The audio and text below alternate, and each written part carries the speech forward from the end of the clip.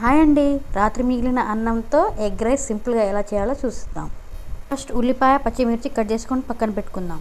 తర్వాత అన్నంలో ఉప్పు కారం పసుపు వేసి చేత్తో మంచిగా కలిసేటట్టు కలుపుకోవాలి.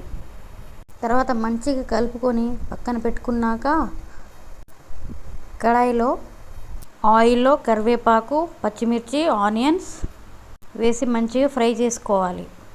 లైట్ బ్రౌన్ కలర్లో వచ్చాక వీటిని కడాయిలో సైడ్కి పెట్టుకోవాలి. తర్వాత 3 eggs వేసుకొని మంచిగా బ్రౌన్ కలర్లో వచ్చేలాగా ఫ్రై చేసుకోవాలి. పైనుంచి కొంచెం సాల్ట్ వేయాలి.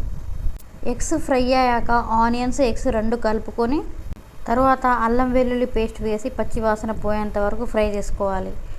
అవి ఫ్రై అయ్యాక రైస్ వేసుకొని కొత్తిమీర వేసి మంచిగా కలుపుకోవాలి. మన ఎగ్ రైస్ రెడీ అయిపోయింది. Please subscribe to